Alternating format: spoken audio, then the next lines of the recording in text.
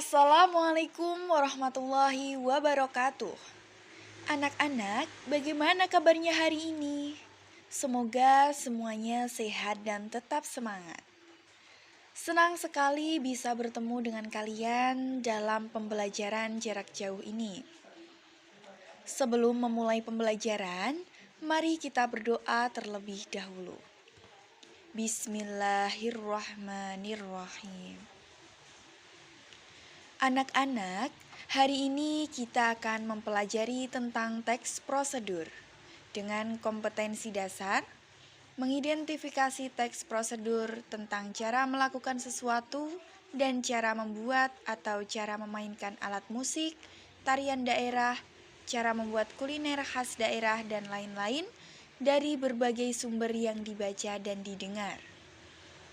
Adapun tujuan pembelajaran materi ini yaitu setelah menyimak tayangan video, peserta didik dapat memahami ciri umum, struktur teks, ciri kebahasaan, dan jenis teks prosedur dengan benar.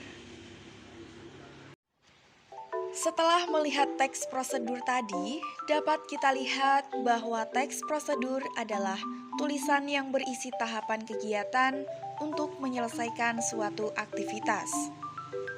Teks prosedur menjelaskan cara mengerjakan sesuatu melalui langkah-langkah atau tindakan. Mempelajari teks prosedur bertujuan memahami prosedur melakukan sesuatu, dapat menyusun prosedur melakukan sesuatu, serta menjelaskan cara melakukan sesuatu sesuai dengan tahapan yang benar. Lalu, untuk ciri umum dari teks prosedur sendiri yaitu berisi langkah-langkah berkelanjutan dengan penjelasan yang mendetail, bersifat objektif, aktual, akurat, universal, logis, serta informatif.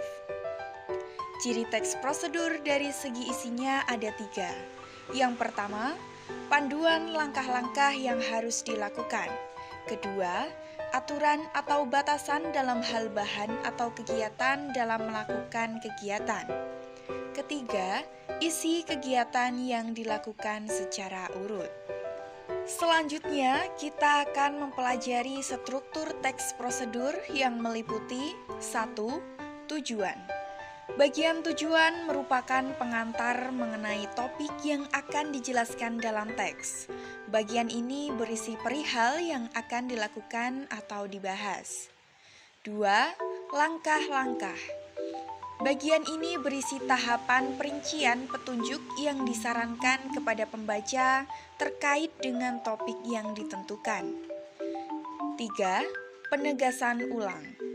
Bagian penutup berisi harapan atau manfaat apabila petunjuk-petunjuk tersebut dijalankan dengan baik. Dalam teks prosedur sendiri pastinya memiliki ciri kebahasaan seperti 1. Menggunakan kata perintah atau imperatif atau biasa disebut dengan kata kerja yang biasanya dibentuk oleh akhiran kan, i, dan partikel lah. 2. Menggunakan kata-kata teknis yang berkaitan dengan topik yang dibahasnya. 3. Menggunakan konjungsi dan partikel yang bermakna penambahan. 4. Menggunakan pernyataan persuasif. 5. Menggunakan gambaran terperinci tentang benda dan alat yang dipakai, termasuk ukuran, jumlah, dan warna, khususnya pada prosedur berupa resep dan petunjuk penggunaan alat. Kemudian kita akan membahas mengenai jenis-jenis teks prosedur. Jenis teks prosedur ada 3. Adapun jenisnya yang pertama yaitu teks prosedur sederhana. Sesuai dengan namanya, teks prosedur sederhana merupakan teks yang hanya berisi 2 atau 3 langkah saja. Proses dan langkah-langkah yang dijelaskan dalam teks prosedur sederhana juga tidak terlalu rumit dan mudah dipahami. Lalu contoh teks prosedur sederhana yaitu cara memasak nasi goreng.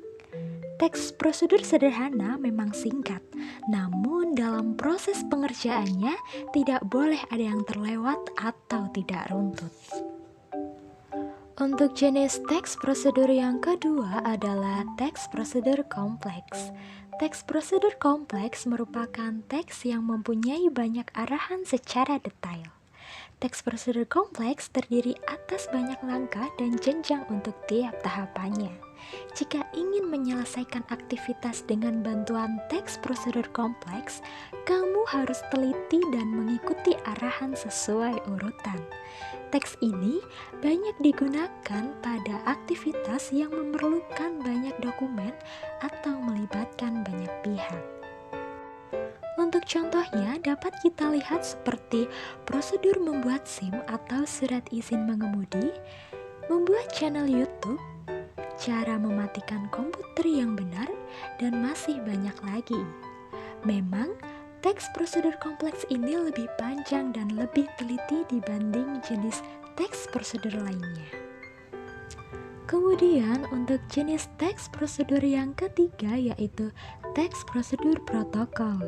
Teks prosedur protokol merupakan teks yang langkah-langkahnya tidak harus berurutan dan dapat dikerjakan pada bagian manapun terlebih dahulu, tetapi tujuan akhirnya tetap bisa tercapai.